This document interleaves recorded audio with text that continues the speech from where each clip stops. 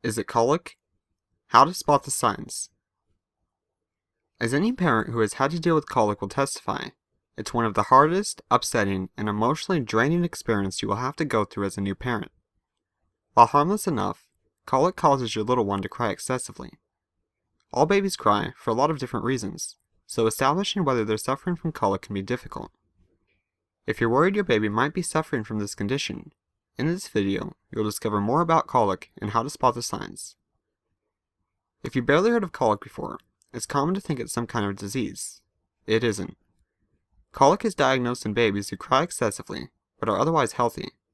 So if your little one has a temperature, a cold, or any other kind of illness, it's unlikely to be colic.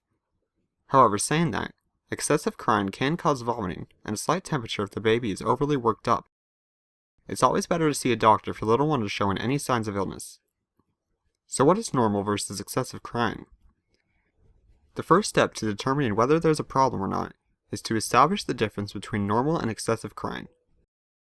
Let's face it, any amount of crying can seem to last a lifetime. However, from the age of 2 weeks to 4 weeks, babies do cry a lot. The crying phase usually starts to get better once they reach around 4 months of age. Excessive crying, or colic, is usually diagnosed if your baby cries for more than 3 hours a day, for a period of at least 3 weeks. By this time, parents have usually shed quite a few tears of their own in frustration. Colic usually presents itself from the age of 2 to 3 weeks. If your little one is premature, it could start 2 to 3 weeks after their original due date.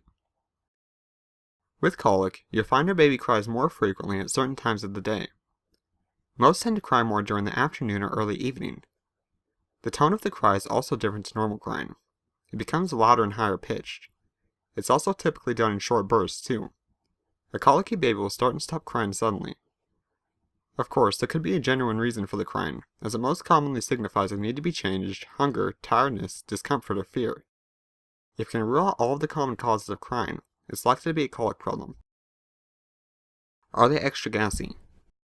While gas isn't a cause of colic, it can definitely be a strong sign of the condition. As your baby cries more than usual, they'll naturally swallow a lot more air, which inevitably leads up to a buildup of gas.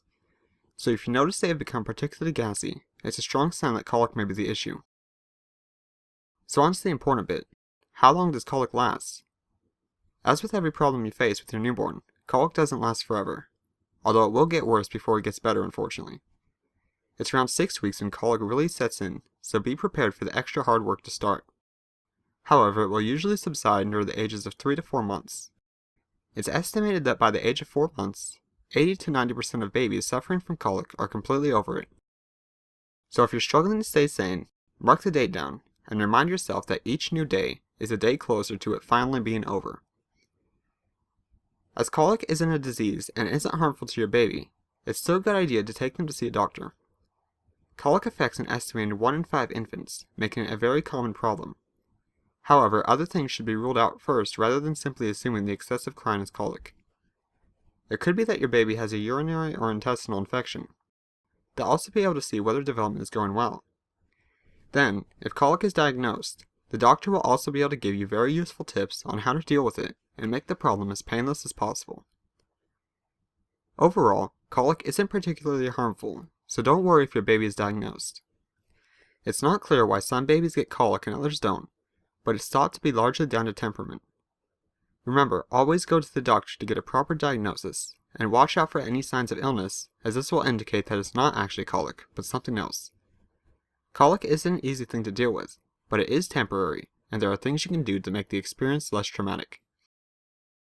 That's all for this video. If you found this video helpful, we would really appreciate it if you'd share this video with someone else who you think would benefit from knowing this information, as well as hopping on over to our website and signing up for our email newsletter by clicking the link in the description.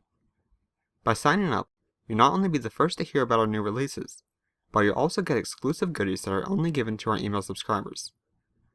Finally, the next time you're looking to buy baby products, I encourage you to take a look at what we have available. Let me tell you, we aren't just out to make a profit, and pride ourselves on our high quality products and excellent service. All Starlight Baby products are laboratory tested to ensure they are 100% safe for you and your baby, which unfortunately isn't something every company can say. On top of that, we donate 10% of our profits to children's charities and help to increase this percentage as Starlight Baby continues to grow. Thank you for taking the time to watch this video, and here's to making a positive difference in the lives of our children and the world as a whole.